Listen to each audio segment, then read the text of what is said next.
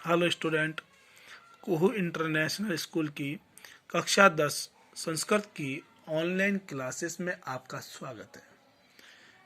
पिछले वीडियो में हम कारक प्रकरण के विषय में अध्ययन कर रहे थे और कारक प्रकरण की पंचमी विभक्ति के नियम नंबर 7 अंतर्धो येना दर्शनम इच्छति, यहाँ तक हमने अध्ययन कर लिया था। अंतर्धो येना दर्शनम इच्छति, यह सूत्र मैंने कल आपको समझाया था कि यह कहता है कर्ता यस्मात् अदर्शनम इच्छति तस्य कारकस्य अपादान संज्ञा भवति, अपादाने च पंचमी विभक्ति भवति। कि कर्ता जिससे छिपना चाहता है, कर्ता जिससे छिपना चाहता है, तो जिससे छिपना चाहता है उसमें पंचमी का प्रयोग किया जाता है। जैसे बालक है मातु निलीयते, बालक माता से छिपता है, बालक है मातु निलीयते, बालक माता से छिपता है। तो यहाँ पर बालक किससे छिपता है? माता से, इसलिए मातु शब्द में पंचमी का प्रयोग किया गया है। महेश जनकात निलीयते, महेश जनक से छिपता है, तो महेश किससे छिपना चाहता है? जनक से, इसलिए जनकात में पंचमी का प्रयोग किया गया। वार्णार्थानाम धातूनाम यह इप्सित अर्थ भवति तस्य कारकस्य अपादान संज्ञा भवति, अपादाने च पंचमी भक्ति भवति। और सूत्र है वारणार्थानाम इप्सित। ये क्या कहता है? यह सूत्र कहता है वारण अर्थानाम धातुनाम प्रयोगे, यानी वारण अर्थ वाली धातुओं के प्रयोग में। और वारण का मतलब होता है रोकना, वारण का मतलब क्या होता है? रोकना। ठीक है, वारण का अर्थ क्या होगा? रोकना। तो वारी धातु के प्रयोग में यह मानी जो इप्सित अर्थ भवति, जो इप्सित अर्थ होता है, तस्य कारकस्य उस कारक की अपादान संज्ञा भवति, अपादान संज्ञा होती है। अपादाने च पंचमी भक्ति भवति, और अपादान में पंचमी भक्ति का प्रयोग किया जाता है। पुनः समझना, वारण अर्थ वाली धातुओं के प्रयोग में यह मानी जो इप्सित अर्थ भवति मानी होता है, वारण अर्थ वाली धातुओं के प्रयोग में जो इप्सित अर्थ होता है उस कारक की अपादान संज्ञा होती है। अपादान में पंचमी भक्ति का प्रयोग किया जाता है। जैसे कि कृषक है यवेभ्य गाम वारयति, कृषक मानी किसान, यवेभ्य जो से, यव कहते हैं जो को, अर्थात जो के खेत से, गाम गाय को, वारयति रोकता है, यानी किसान जो के खेत में गाय को जाने से रोकता है। तो आप यहाँ देखोगे कि वारयति, वारयति में वारी धातु का प्रयोग किया गया है। तो इस सूत्र की दो ही शर्त होती है, साहब वारयति शब्द का प्रयोग हो, अर्थात वारी धातु का प्रयोग हो। नंबर एक तो ये। दूसरा, पंचमी विभक्ति का प्रयोग करेंगे तो किस में करेंगे? जो इप्सित होता है, अर्थात कर्ता जिसको चाहता है। पुनः समझे, इस सूत्र की दो शर्त है। नंबर एक शर्त तो यह है कि वारी धातु का प्रयोग होना चाहिए, और वारी धातु का रूप बनता है वारयति। तो नंबर एक तो यह कि वारयति शब्द का प्रयोग हो, और इस प्रकार की स्थिति होने पर पंचमी का प्रयोग किसमें करेंगे? तो कर्ता जिसको चाहता है, कर्ता जिसको चाहता है उसमें पंचमी का प्रयोग करेंगे। तो कृषक है किसान, यवेभ्य जो के खेत से, गाम गाय को, वारयति रोकता है, जाने से रोकता है। तो यहाँ पर किसान किसको चाहता है? किसान ने अपनी फसल जो की बोई, तो किसान किसको चाहता है? जो को चाहता है, क्योंकि गाय जाएगी और उसको नष्ट कर देगी। तो किसान किसको चाहता है? जो को। तो इसलिए जो शब्द में, अर्थात जो की संस्कृत क्या होगी? यव, इसलिए यव शब्द की पंचमी भक्ति का प्रयोग किया गया बहुवचन में यवेभ्य। क्योंकि राम की पंचमी बहुवचन बनेगा रामेभ्य, तो यव की पंचमी बनेगा यवेभ्य। तो ये रूप बन गया कृषक है यवेभ्य गाम वारयति। ठीक है। अगला जो आपका नियम है वो है कि यदा द्वयो पदार्थयो कस्यचित् एकस्य पदार्थस्य विशेषता प्रदर्श्यते तदा विशेषण शब्दैः सह इयसून अथवा तर प्रत्ययस्य योगे योगः क्रियते, यस्माच्च विशेषतः प्रदर्श्यते तस्मिन् पंचमी भक्ते भवति। इस पूरे नियम में आपको सिर्फ इतना सा ये लाइन याद करनी है। यदा, जब, द्वयो पदार्थयो, दो पदार्थों में, कस्यचित् एकस्य पदार्थस्य विशेषता प्रदर्श्यते, जब दो पदार्थों में से किसी एक पदार्थ की विशेषता प्रकट की जाती है, जब दो पदार्थों में से किसी एक पदार्थ की विशेषता प्रकट की जाती है, यस्मात् च विशेषता प्रदर्श्यते, और जिससे विशेषता प्रकट की जाती है, तस्मिन् पंचमी विभक्ते प्रयोग भवति, उसमें पंचमी विभक्ति का प्रयोग किया जाता है।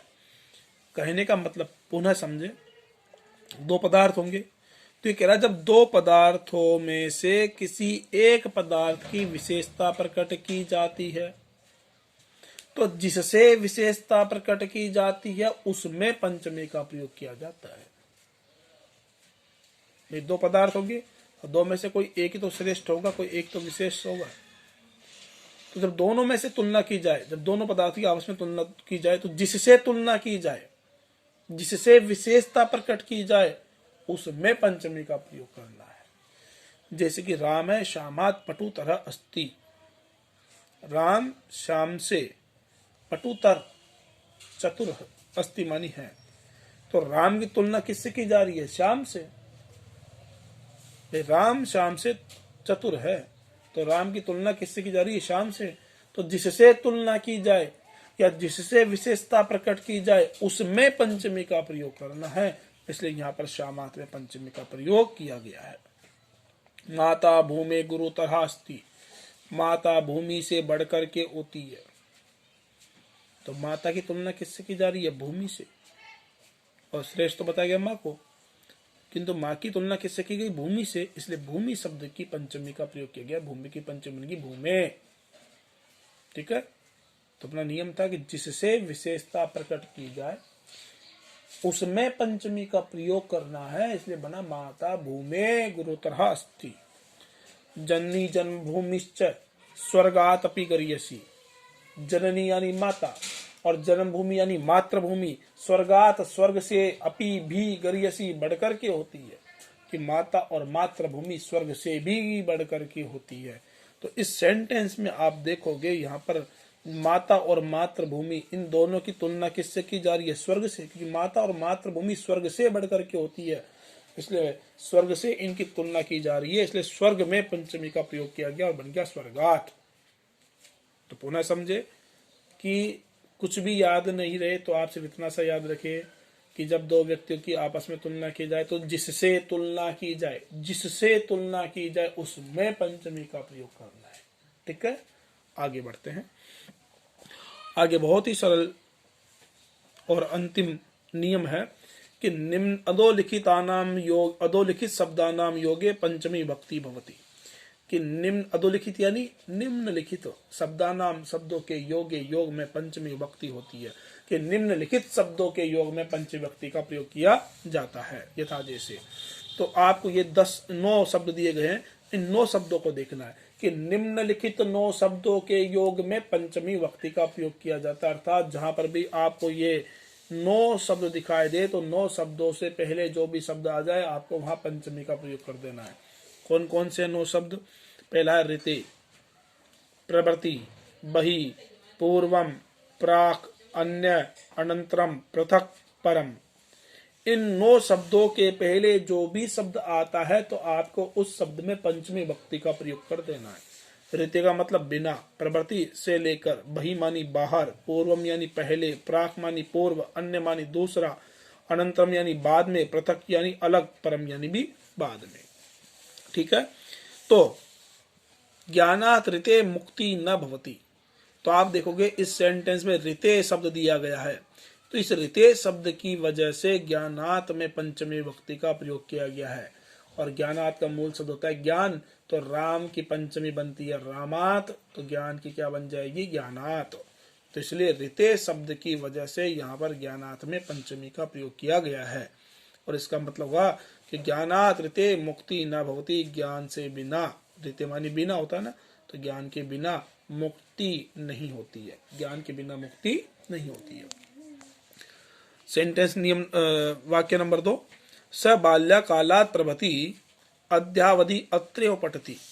प्रवृत्ति, प्रवृत्ति मतलब से लेकर, तो यहाँ पर प्रवृत्ति शब्द का प्रयोग किया गया है, तो प्रवृत्ति की वजह से बाल्यकालात् में पंचमी भक्ति का प्रयोग किया गया है।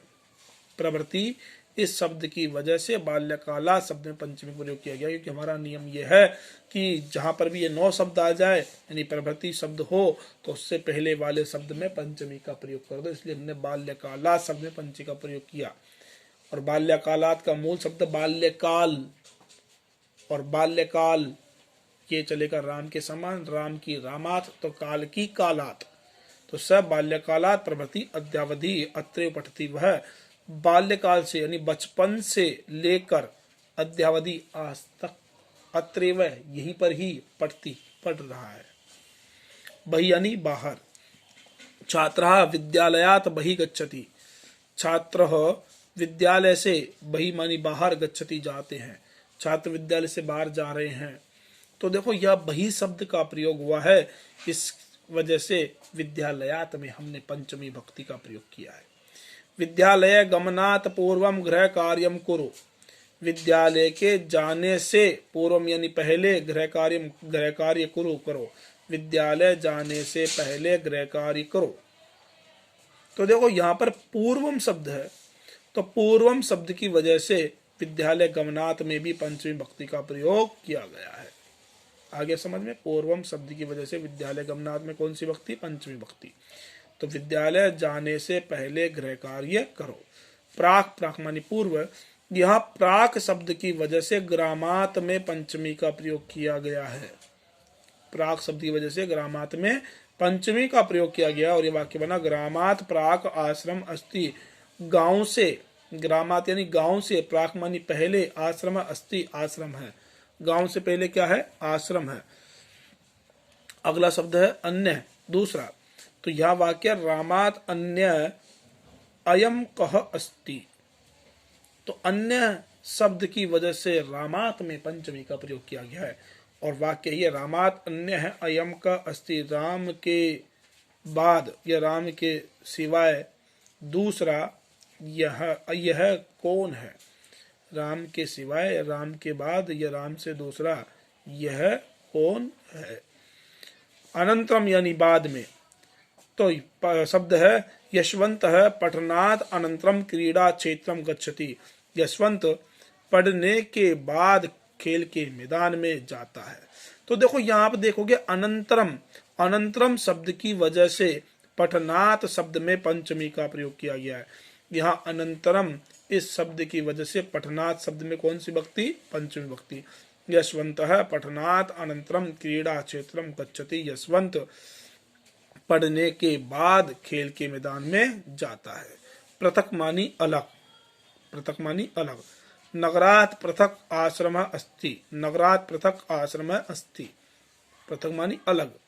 तो यहाँ पृथक शब्द की वजह से नगरात में कौन सी भक्ति? पंचमी भक्ति का प्रयोग किया गया है। नगरात पृथक आश्रम अस्ति, नगर से अलग आश्रम है। परम यानी बाद में। रामात परम श्याम है अस्ति, रामात परम श्याम है अस्ति, या परम शब्द की वजह से रामात में पंचमी का प्रयोग किया गया है।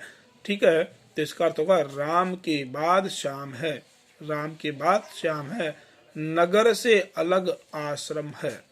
तो बात समझ में आ गई। तो कहने का बेटा तात्पर्य यह है कि जहां पर भी इन 9 शब्दों को देखा जाए तो इन 9 शब्दों के योग में पंचमी भक्ति का प्रयोग किया जाता है। 9 शब्द देखते ही इससे पहले वाले शब्द में आपको पंचमी भक्ति का प्रयोग कर देना है। इस प्रकार से आपकी पंचमी भक्ति समाप्त होती है। कल के वीडियो में हम षष्ठी विभक्ति के विषय में अध्ययन करेंगे। षष्ठी और सप्तमी 2 ही आपके शेष बची है, उसके पश्चात आपका कार्यक्रम समाप्त हो जाएगा। तो कल के वीडियो में हम षष्ठी विभक्ति के विषय में अध्ययन करेंगे।